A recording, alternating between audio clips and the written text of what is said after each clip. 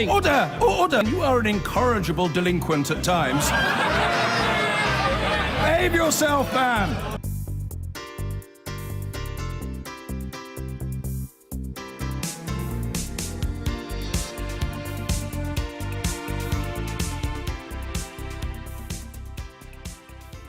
Workers coming to the United Kingdom from European countries should not be given preferential treatment over those from the rest of the world, according to a major report commissioned by the government.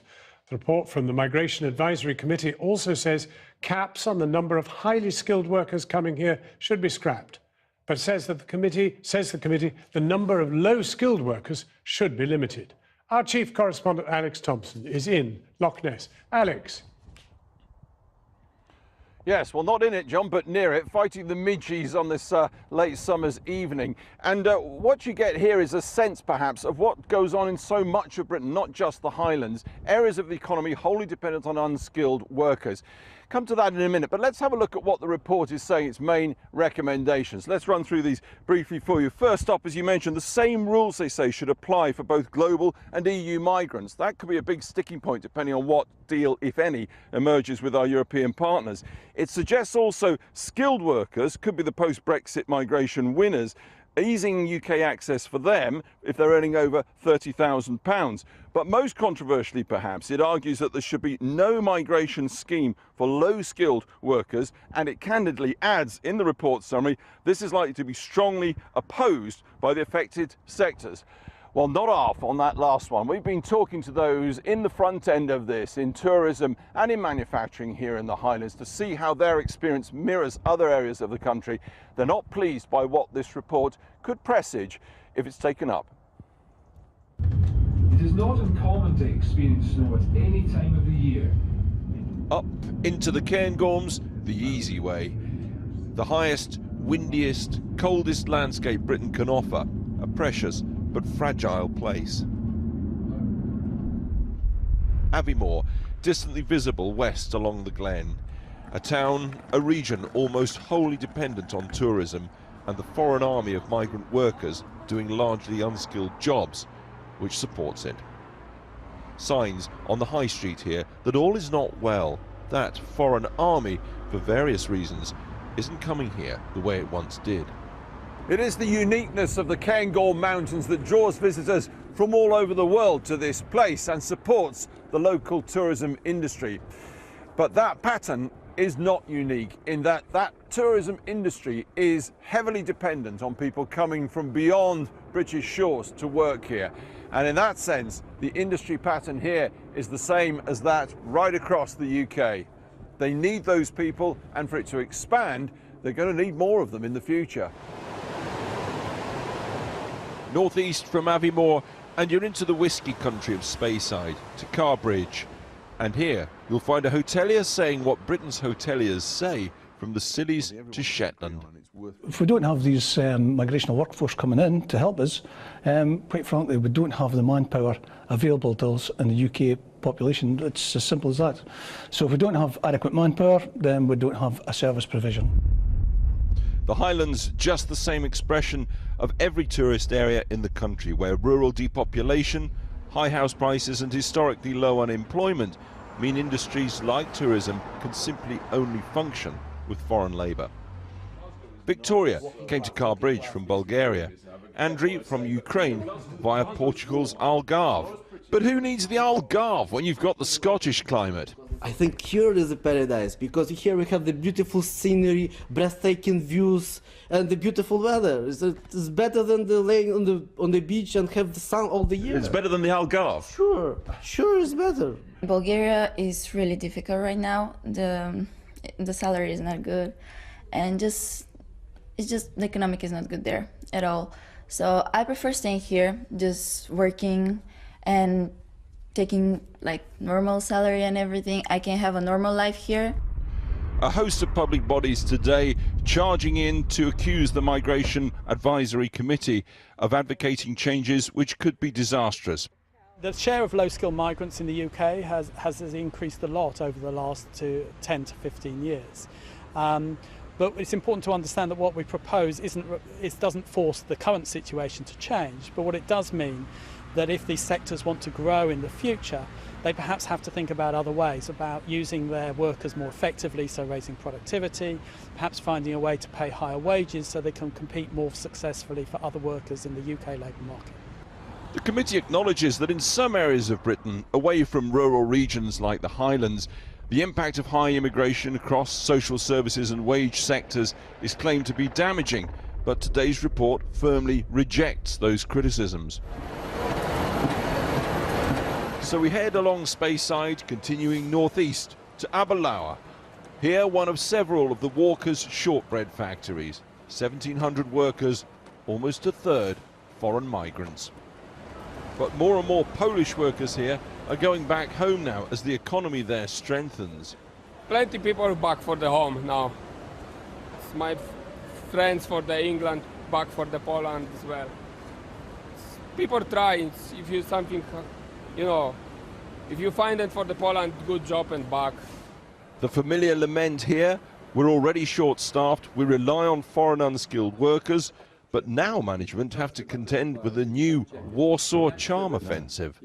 We believe that the Polish government in particular is trying to make contact with some of their nationals overseas to encourage them to get back home, now that they're better trained, and they claim that there are plenty of jobs there in Poland.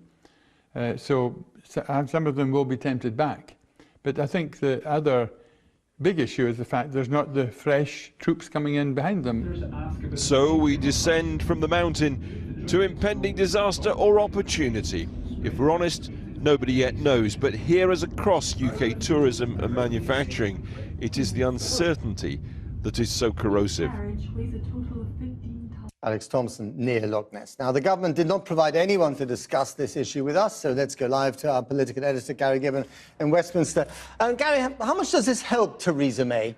Oh, I think she will be feeling that it gives expert credibility, intellectual underpinning to more or less where her thinking has landed. The idea that if you're coming from the EU, you'll have to have a salary above 30k before you can come here to work. The idea that effectively numbers will come down because although there could be more medium and higher skilled, the real bulk of EU migration responsible for some of the big numbers has been less skilled. Theresa May has been really probably the most hard line on immigration in her entire cabinet. She always says, I'm told, in meetings that she feels control on immigration was the primary message of the referendum, and she now has in Sajid Javid, her Home Secretary, someone who agrees with her pretty much on an awful lot of this agenda, certainly on the idea that we shouldn't have an immigration policy post-Brexit that has preferential treatment for the EU. So they'll be pleased with that, but they'll be hearing the business cries. You heard them in Alex's piece, others from people in social care, construction, lots of areas been hearing about those. The other problem, of course, that it creates is that there is a gap, a giant sort of Cairngorm-sized crevasse, really, between the British government's position and the EU position when it comes to Brexit negotiations. We are not necessarily any closer to closing that gap when we add tightening restrictions on immigration to the list of things where we disagree. Gary, thanks very much indeed. The limit on the number of highly skilled workers who want to move to Britain should be abandoned, according to an official report commissioned by the government. The Migration Advisory Committee, whose report is about immigration policy after Brexit, is recommending a system based on skills rather than giving preferential treatment to people from the European Union. But the committee also found that overall, the impact of migration from Europe on the UK has been relatively small. Our economics editor, Kamal Ahmed, has been studying the findings. East London, making clothes, and a factory that is 85% staffed by EU migrants. What are you bringing over to here? For Chief Executive Jennifer Holloway, any change to that could cause some real headaches. They're the ones that are already skilled. They are absolute masters at their profession. If EU workers weren't available to us, then I think the adult education budget, which has had lots of reductions over the past few years, could be increased, so we could take more people off the unemployment register and give them the technical skills required. Today's migration report says EU migrants have boosted the UK economy, paying more in taxes than they receive in public services. Any negative effect on wages has been small.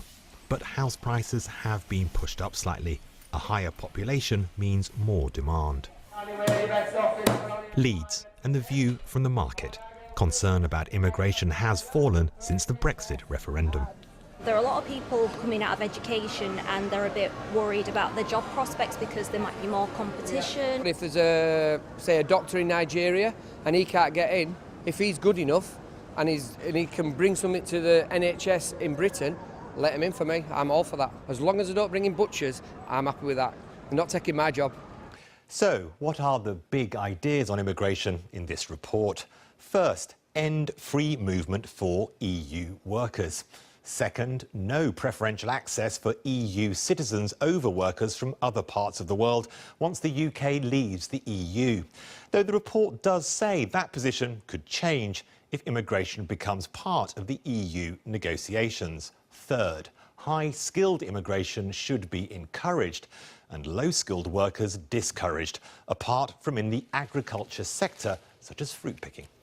Now, to all those that say that the free movement of EU workers into the UK has been good for the British economy, you're saying that's not true, that actually free movement should stop.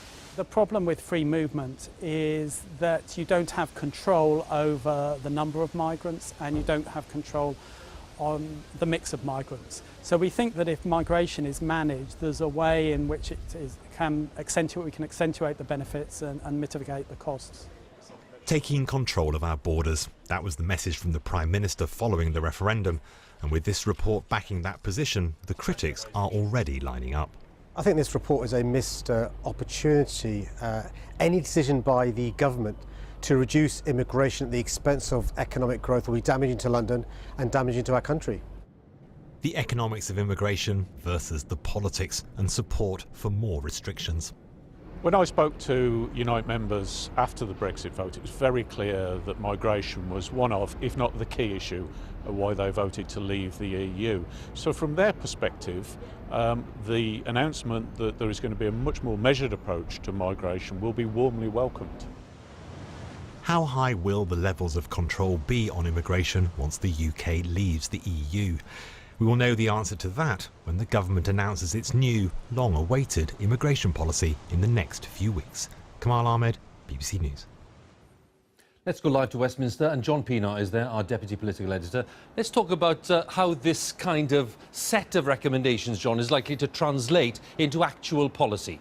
Well, Hugh, today's recommendations are knocking at a politically open door in calling for EU citizens to be treated the same as non-EU citizens. The Prime Minister, the Home Secretary have been hinting as much, and ministers across the board are keen to be seen to be bearing down on the level of migration. But it's never as simple as that. Business leaders are worried about being deprived of the low-skilled labour they need. They're hoping that the talks on a future trade relationship might lead to some agreed access for EU workers. But of course, and here's the problem, for those detailed talks to even get going, some way needs to be found of avoiding a hard Brexit. And that means a way to avoid the emergence of a border, a hard border in Ireland. The whole process, Hugh, looks tonight to be very delicately balanced. Meanwhile, the lines are opening up between the big parties and within government. There are ministers who doubt the wisdom of Theresa May's promise of keeping net migration below 100,000. That promise has been broken again and again. Labour is more interested in workers' rights and protection than in keeping down numbers. Now, it's a fight Theresa May seems happy to have. In the coming party conference speech, a couple of weeks' time, there's a good bet that she'll be using that occasion to burnish her credentials as being tough on migration. John, once again, thanks very much. John Pienaar there for us at Westminster. Let's stay with the Brexit process, because the EU's chief negotiator, Michel Barnier, has said that he's ready to come forward with an improved proposal on the question of the Irish border after Brexit. He said that the EU offer would fully respect the territorial integrity of the UK. The issue of the border between Northern Ireland and the Republic has emerged, of course, as one of the main obstacles to an agreement ahead of the UK's withdrawal in March of 2019. Let's talk to Katja Adler, our Europe editor, who's joining us now from Brussels. Katja, what can you tell us about what lies behind this suggestion? Well, Hugh, I think in the febrile atmosphere that we find ourselves in this end stage of the Brexit negotiations this autumn, there can be a tendency in the UK to really jump on any EU comments, to sometimes overplay them or misinterpret them, but not tonight. As you say, we've long said that in trying to find a Brexit deal between the EU and the UK, the Irish border issue could be the issue this autumn that could bring a deal tumbling down. And tonight, ahead of an EU leaders summit that Theresa May will be attending and where Brexit will be discussed, even though not negotiated, the EU's chief Brexit negotiator says, look, we're going to make a new improved offer on Ireland. Now, actually, it's not really new, Hugh. The EU knows that the UK doesn't accept its current proposal. Theresa May has said that it will constitutionally break up the United Kingdom, somehow separating Northern Ireland off from the rest of the UK. So since the summer, the European Commission has been trying to de-dramatise their proposal, as they call it, to take out the politics and to try and show this proposal is purely practical. The fact that Michel Barnier went big on this tonight ahead of that EU leaders summit is part of a concerted effort now by EU leaders to try and help Theresa May. They want a Brexit deal this autumn, so with words and with gestures they'll try to help her, but this is still not, Hugh, about compromising their principles or red lines. Katya, once again, thanks for the latest analysis there at Brussels. That's Katya Adler, our Europe editor. How much does migration hurt this country? How much does it help? The question's not a new one, but the findings today from the Migration Advisory Committee seek to separate sentiment from statistics. Their analysis suggests that the average migrant from the European Economic Zone makes a sizable net financial contribution over their lifetime, and states that immigration's been a supplier of a lot more NHS employees than patients. They recommend scrapping the cap on the number of high-skilled migrants, but advocate EU workers be subject to the same visa rules as other migrants unless offered a special status under a Brexit deal. Well, Chris Cook has been crunching through the numbers now and is here. Anything surprise you in this, Chris? Well, if you're someone who's followed the economic arguments about migration for a long time, the Migration Advisory Committee's work on EEA, that's European Economic Area migrants, mostly the EU, probably isn't going to be that shocking. So, for example, their analysis was that in the long run, when you take everything into account, and each additional EEA migrant makes an average net fiscal contribution to our exchequer of about £78,000 over his or her lifetime. That's including pensions, including hospitals, everything else. That's a lot more, by the way, than for non-EEA migrants who make a £28,000 contribution per head. We expect the balance of cost and tax to be a little lower.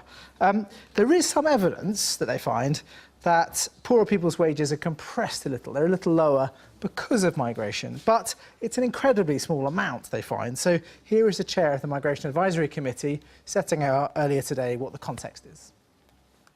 When the pound fell after the EU referendum result, that led to a rise in import prices. That the effect of that on people's purchasing power was almost certainly bigger than all the labour market impacts of migration since 2004. Now, this report actually starts from a very peculiar position because it sort of asks us to imagine that we've left the European Union and there's no Brexit negotiation going on. There's no sort of political context to their recommendations. So it's all very otherworldly, and they sort of fully acknowledge that the government should sort of probably ignore them to some extent. But their plan, in their universe, what they said they'd go for is a less restrictive regime for higher skilled workers than for lower skilled workers, in a system where there's no preference for EEA over non-EEA workers. So they propose that EEA, so EU really, mostly, workers coming here, we need to get a so-called Tier 2 work visa.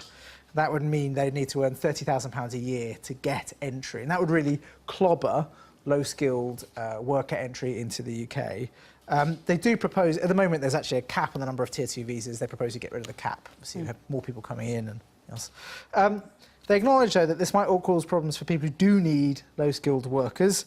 So for and so well, yeah, so they say, for example, we do not recommend an explicit work migration route for low-skilled workers with the possible exception of seasonal agricultural worker schemes.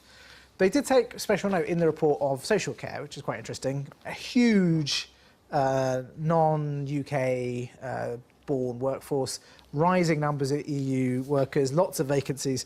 They say that social care is a sector that could face even more serious problems if EEA migration were restricted. The answer they point to, though, isn't a sort of fruit pickers scheme. It's pay social care workers more so that British people actually want to do those jobs. Right. Chris, thanks very much indeed. Back now to our main report tonight, the government-commissioned report on immigration after Brexit and the impact on workers from inside and outside the EU. Joining us now are Alexandra Bulat, a Romanian PhD student in London who's written about the prospects for EU citizens living in the UK after Brexit, and Enam Ali, Bangladeshi-born British businessman, founder of the British Courier Awards, who campaigns for more immigration opportunities for Commonwealth countries. And I'm wondering, Enam Ali, whether you see today as good news then for your campaign. Indeed, very good news. We are very pleased that at last government has recognized our problem. Immigrants is a perception in this country has always been negative. And I think this is showing the way forward. Our businesses suffered for many years. We have seen last few months a number of restaurants being closed, and our restaurant is a different business model where we are very much connecting to the community. It's a very community-led restaurant, our livelihood within the community. So we are very pleased that present government has recognized. But you have no guarantee that immigration will be as high as it is now.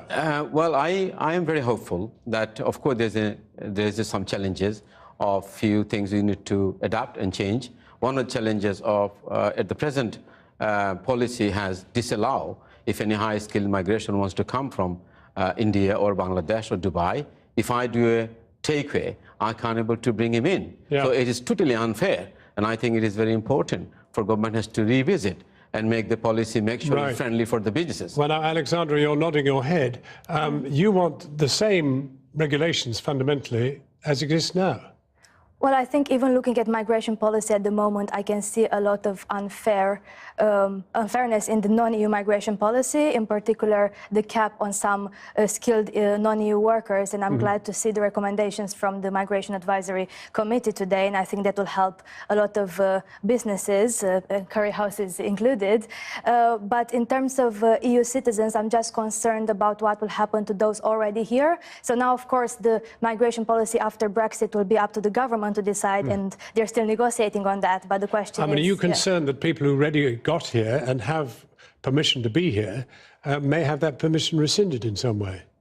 Yes, the government said they will implement the new settled status system, but one needs to apply and pay for the settled status. And for example, I was refused permanent residence in the UK, although I'm a PhD student and I could be categorized as a high-skilled migrant. So it's not really a guarantee unless we see this new system into law that people will be You fine. see yourself as a possible victim of the current kind of reorganization? Yes, no one is really sure. I mean, the settled status is still being trialed at the moment, but we're not really sure. The Home Office has an error rate, so EU citizens were promised full and automatic guarantee of all their rights here by campaigners across the board during the referendum campaign, and we're not really sure if everyone will have those rights. Well, do you want fewer Alexandras coming in here and more of your high-skilled curry chefs? Yes, well, if I have... Well, poor girls. I mean, what's going to happen to them? Of course, we have a number of people from EU working at the moment front of house.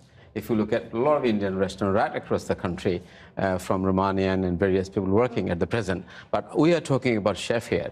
We are talking about skilled chef, highly skilled people. We need them desperately. But are you not conscious that actually at the moment, the awful truth is that many people in Britain simply want less of both of you? Absolutely, absolutely. I agree with that. I agree with that. I'm really... Well, you want less of both of you? Absolutely, but I'm not asking for the people come here and for taking it for after 3 years for permanent route or residency route. They can come here as a temporary base for 3 years and 5 years. If you look at my proposal to the government, I think the perfect solution, the taxpayer feel very comfortable on my proposal. A, they're not able to take any NHS because they have the private insurance. They come here for 5 years, support my business, and they will leave after that a period gone. So business will be sustained, and that's what I'm after. Actually, the taxpayer people feel burdened how long they can able to provide somebody not contributed in this country to pay their NHS and welfare state. Well, Enam Ali seems quite relaxed about more of you being kicked out.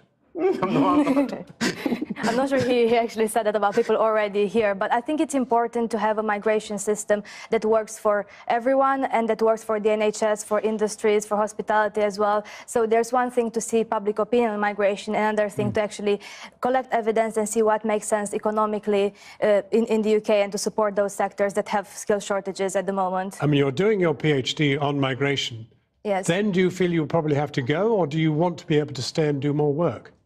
Well, my plan is to stay within UK academia after we leave the European Union. But as I said, we can't really be sure until the settled status is implemented. So at the moment, I was just rejected permanent residence, and my future is still uncertain. So, well, yeah. Thank you. I'm really grateful to you for coming in, Alexander Bulat, and Emelo too. Thank you very much indeed. Thank you very much. Thank you.